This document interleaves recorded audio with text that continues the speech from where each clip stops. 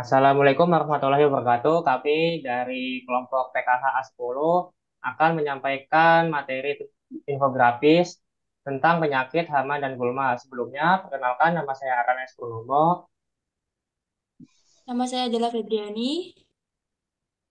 Nama saya Adinda Asta Nurhosiah. Nama saya Aulada Husna Permatasari. Nama saya Cahaya Felisa. Oke, semua sudah memperkenalkan diri. Mari kita langsung ke materinya saja yang akan disampaikan oleh siapa yang pertama? Dialah ya, boleh. Aku. Oke, di sini kita materi yang akan dibahas yaitu penyakit hama dan gulma. Nah, di sini saya akan menjelaskan mengenai penyakit kutu putih yang ada pada tanaman nangka, yaitu Artocarpus heterophyllus.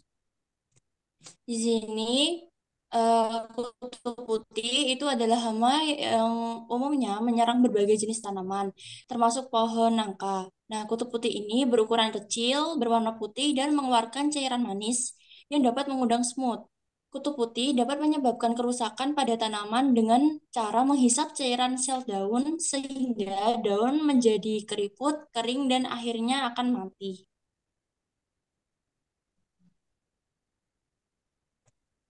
Sudah, materi, Selanjutnya akan, materi selanjutnya akan dibacakan ya, oleh Hasna. Oke. Eh, yang kedua itu hama kutu putih pada pohon mangga atau Mangifera indica. Kutu putih yang tumbuh di pohon mangga dikategorikan sebagai serangga hama. Serangga hama itu adalah serangga yang hidup di dalam hutan dengan memanfaatkan tanaman hutan sebagai tempat berkembang biak dan sumber makanan sehingga menimbulkan kerusakan hutan.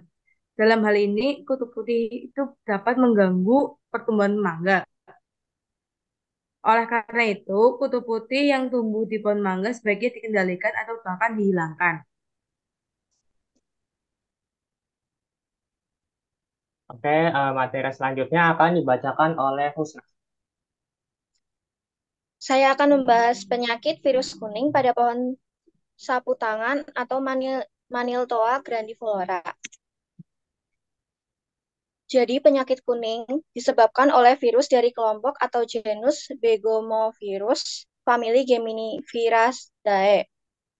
Dicirikan dengan bentuk partikel kembar berpasangan dengan ukuran sekitar 30-20 mm.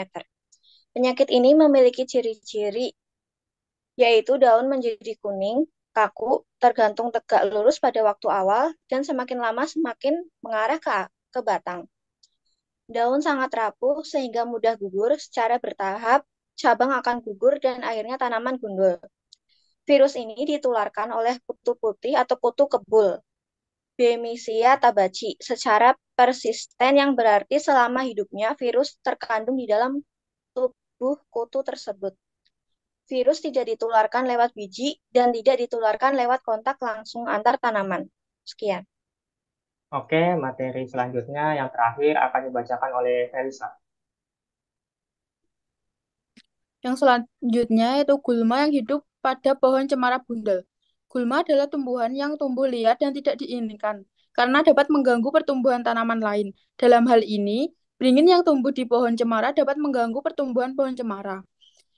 Akibat penyerangan gulma ini yaitu mengambil nutrisi dan air dari inang, mencekik pohon inang dengan kuat, dan mengganggu keestetikan inangnya. Sekian. Oke, terima kasih untuk penyampaian materi dan jadi solusi yang bisa dilakukan untuk menanggulangi penyakit hama dan gulma yaitu solusi pada hama kutu putih di pohon nangka dan pohon mangga adalah mengumpulkan kutu putih dan teluran dengan tangan lalu dibuang terus membilas daun dan batang pohon nangka dan mangga, membersihkan kutu putih dengan sikat dari permukaan daun, memelihara pemangsa alami kutu putih, dan yang terakhir menggunakan semprotan campuran air dengan sabun bertekanan rendah. Sementara penanggulangan untuk gulma di pohon cemara yaitu dengan cara memotong beringin hingga akar-akarnya, menggunakan herbisida untuk membunuh beringin, dan yang terakhir menanam pohon cemara di tempat yang tidak terjangkau oleh beringin tersebut. Lalu yang terakhir, untuk penyakit pada penyakit virus kuning, yaitu dengan cara